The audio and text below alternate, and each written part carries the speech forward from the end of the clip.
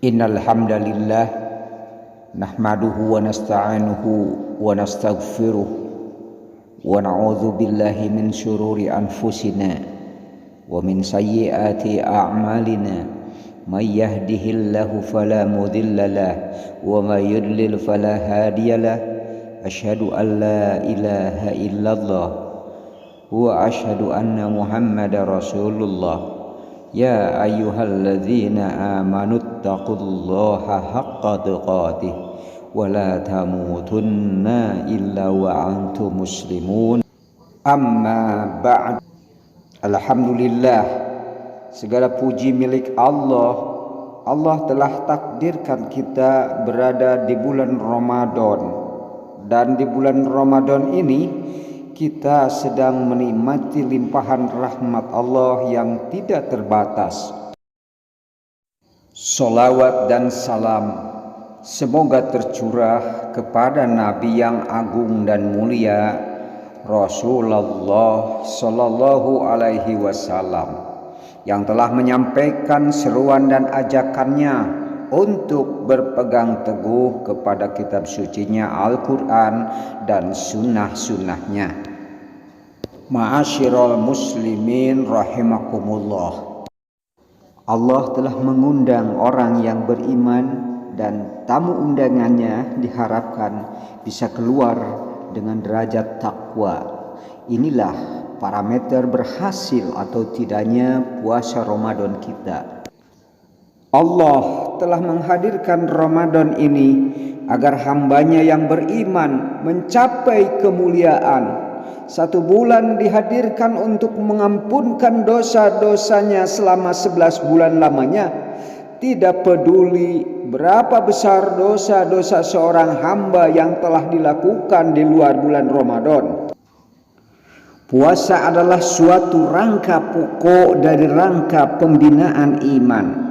Seruan dan khitabnya Allah tujukan secara khusus kepada orang yang beriman, sebagaimana tertera di dalam Quran surah Al-Baqarah ayat 183. Jadi puasa itu untuk orang yang beriman, yang memiliki iman dan mengamalkan iman.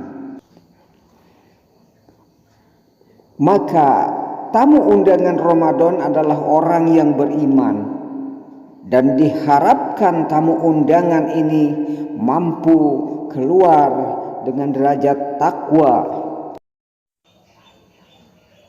Puasa Ramadan yang telah dipilih oleh Allah untuk melimpahkan rahmat dan nikmatnya itu selaras dengan tujuan al-Islam dalam hal mendidik akal dan jiwa dalam menyusun tata kelola hidup yang bersumber dari nilai-nilai ilahiyah yang termuat di dalam Al-Quran dan Sunnah Rasulullah Sallallahu Alaihi Wasallam. Ma'asyiral muslimin rahimakumullah. Menurut Kamus Muhtarus Shihab karya Imam Muhammad ibnu Abu Bakar Ar-Razi, takwa secara bahasa lebih dekat kepada kekuatan dan kemampuan seseorang dalam menjaga sesuatu. Yang dimaksud penjagaan di sini adalah upaya menjaga diri agar terhindar dari segala hal yang menjadikan diri kotor dengan dosa dan maksiat. Menjaga diri dari rugi, sedih, hina, celaka, dan rendah atau tidak punya harapan hidup. Jika diberi amanah jabatan umpamanya, maka amanah jabatan itu akan dijaganya dengan baik dan digunakannya untuk membantu kaum du'afa dan orang-orang yang tertindas. Namun sebaliknya, jika jabatan itu hanya untuk kepentingan pribadi, keluarga atau golongan, atau demi untuk mencari popularitas semata, atau untuk memperbanyak pengikut dan pendukung massa, maka hakikatnya ia sudah kehilangan pengharapan dan cita-cita hidupnya kelak. Dan ini sungguh merupakan tata kelola hidup yang bertentangan dengan seruan Allah Subhanahu wa taala, wal akhiratu khairul laka minal ula. Akhirat itu adalah lebih baik daripada dunia. Rasulullah Shallallahu alaihi wasallam merangkum pribadi orang yang bertakwa yang tersirat dalam sebuah hadis beliau. Setiap amalan anak Adam adalah haknya kecuali puasa, sebab ia menjadi hakku dan akulah yang akan memberi balasan dengan puasa itu. Puasa adalah benteng atau tameng. Jika tiba hari puasa kalian, maka janganlah kalian berkata kotor dan janganlah kalian berteriak-teriak. Jika ada seseorang yang mencela kalian atau memerangi kalian, maka katakanlah, kami sedang berpuasa. Dan bagi orang-orang yang berpuasa itu akan memiliki dua kebahagiaan. Ia merasa bahagia ketika ia berbuka puasa, dan ia merasa bahagia ketika ia menemui Rabb-Nya dengan puasanya itu. Hadis muttafaqun alaih. Hadirin kaum muslimin rahimani rahimakumullah.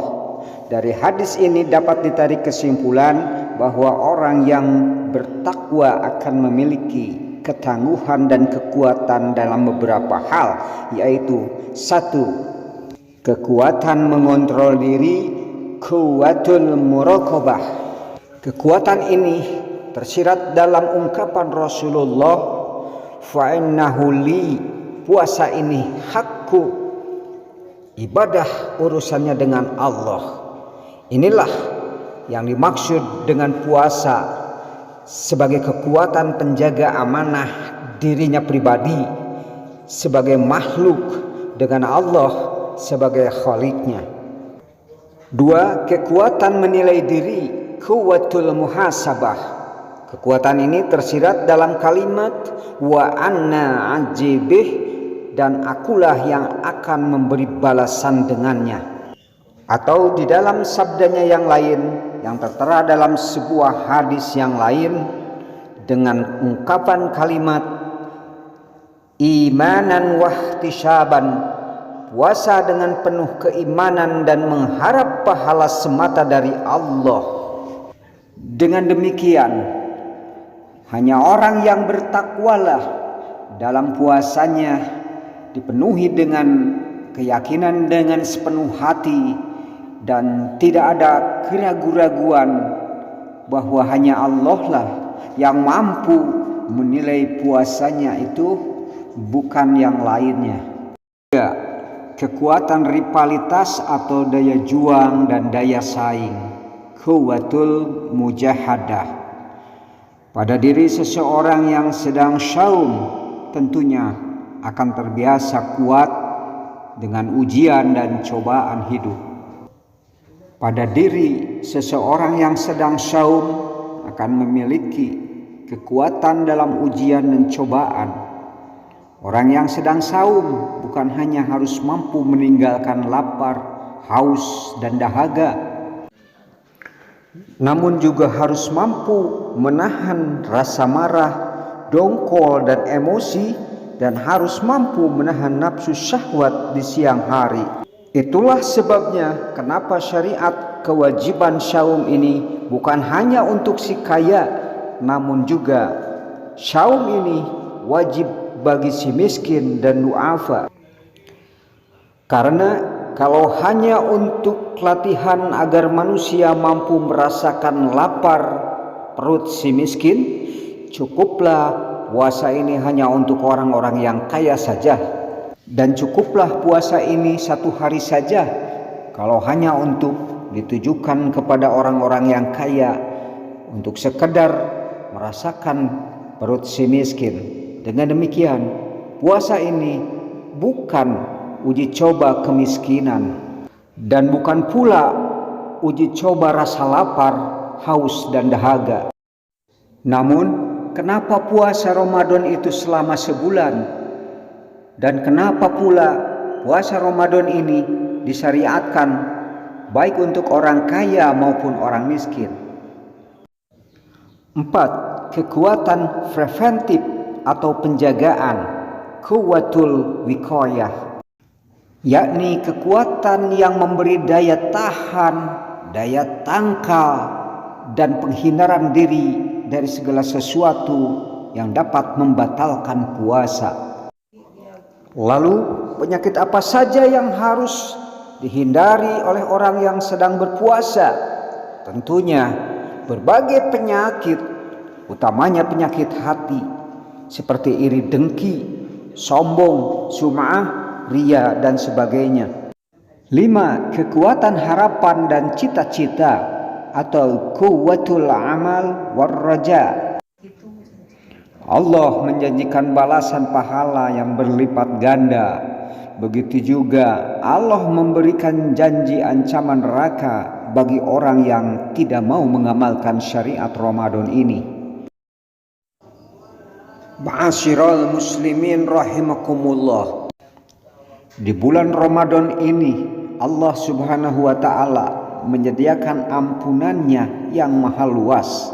Sabda Rasulullah sallallahu alaihi wasallam, "Ghafirallahu ma taqaddama min dzambi." Akan diampuni Allah Subhanahu wa taala dosa-dosa yang telah lalu. Namun bagi orang yang rindu akan pahala Allah, maka hendaknya jadikanlah Ramadan ini sebagai panen pahala yang berlimpah, karena janji Allah Subhanahu wa taala, yudha'aful hasanatu bi'asri amsalha illa sab'i mi'ati dhifin.